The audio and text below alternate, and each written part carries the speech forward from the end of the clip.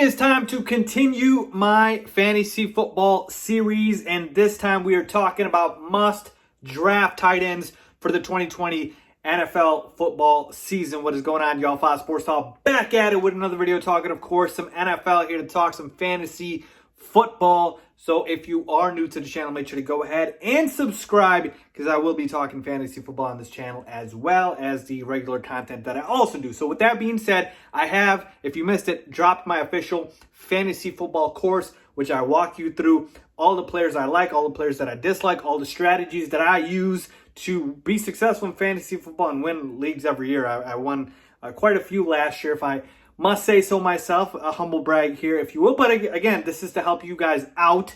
And so I even give you a cheat sheet there to help you on draft day.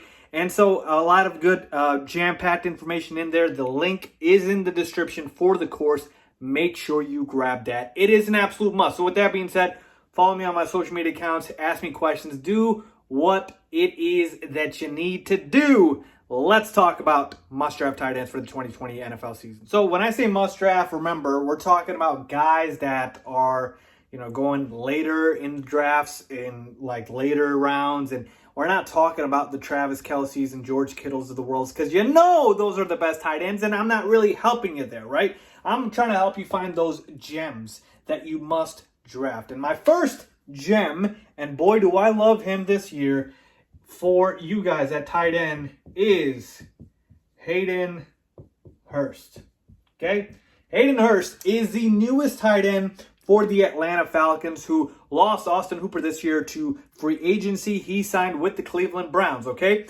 And Hayden Hurst is coming over from the Baltimore Ravens, okay? A lot of people might not have paid attention to him last year because he was the backup and sometimes the third tight end with the Ravens, okay? Their main tight end was Mark Andrews, right? And so behind him, they had Hayden Hurst and they had Nick Doyle. And so Hayden Hurst didn't get a lot of playing time, and so his numbers weren't very good. 30 catches for 349 yards and 2 touchdowns. But now it is about to be a land of opportunity for Hayden Hurst, because he is literally competing with nobody in Atlanta. And we know the Falcons last year, who had Austin Hooper, had a very good season. I'm talking about Austin Hooper did with the Falcons, okay? Austin Hooper last year, 75 catches for 787 yards and 6 touchdowns. So I'm not saying Hayden Hurst is going to do that exactly, because Austin Hooper is a better player. But what I am saying is Hayden Hurst has the opportunity and the potential to do so. They do throw to the tight end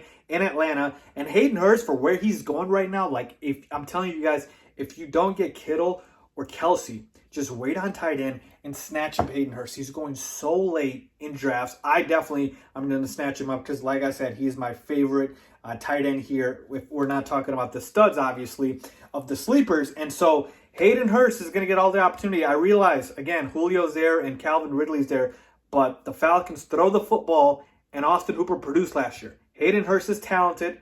This guy is going to be able to produce, and I love him.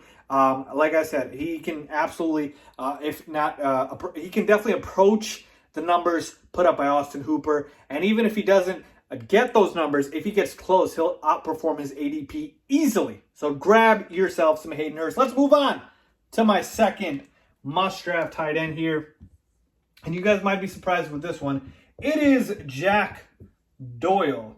Jack Doyle, the tight end for the Indianapolis Colts. Yes, that's right. Jack Doyle is another guy who's going very late in drafts. Very late, okay? So if you do wait, snatch up Jack Doyle. Here's why, okay? So last year, let me give you his numbers. 43 catches for 448 yards and 4 touchdowns, okay? Now, remember, he was competing with Eric Ebron for, playing time and targets, right? And so now he is the main guy in Indy. They did add Trey Burton, who, again, Bears fans are very familiar with. Trey Burton's always hurt and injury prone. And here's the thing. Trey Burton is a backup tight end. He's not a starting caliber tight end in this league. Bears fans have learned that, right? And so Trey Burton doesn't scare me at all, okay? Yeah, like, he's not going to threaten the opportunities for Jack Doyle. Why I like Jack Doyle this year more so than anything, not just because, obviously, again, you have a worse tight end in Trey Burton, versus Eric Ebron,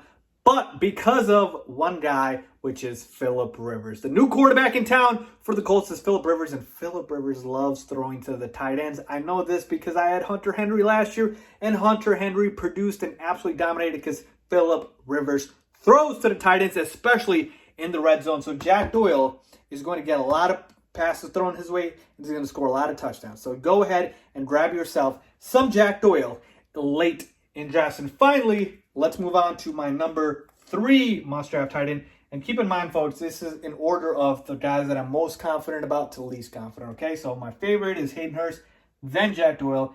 And now the third one I've got is Jonnu Smith, okay? The tight end for the Tennessee Titans. So last year, Jonnu Smith puts up 35 catches, 349 yards, and 3 touchdowns, okay? Nothing crazy, obviously. But Jonnu Smith has been a guy who's been sitting behind Delanie Walker all these years. Delanie Walker's finally out of the picture.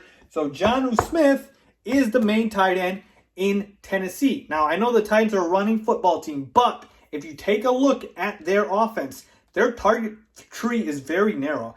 I would argue Jonnu Smith is the second best receiver on the team after A.J. Brown, okay? It's A.J. Brown number 1, and then I think Jonnu Smith, again, Corey Davis is there, but he has not lived up to the hype since being drafted so high by the Titans, and he's been disappointing. And so, again, the other guys there don't really scare me. Adam Humphries, really? Come on now. So Jonnu Smith, to me, is the second guy, and we know Derrick Henry doesn't catch a lot of balls out of the backfield. So I think Jonnu Smith can absolutely produce, and we saw, he did pretty well in the playoffs as well. And again, this is another guy going very late in drafts that I feel like has good upside and good potential. Going to get the opportunities. Main guy. Nobody's threatening his playing time. And he's just going to be able to produce, and you can get him for fairly cheap. So there you have it, folks.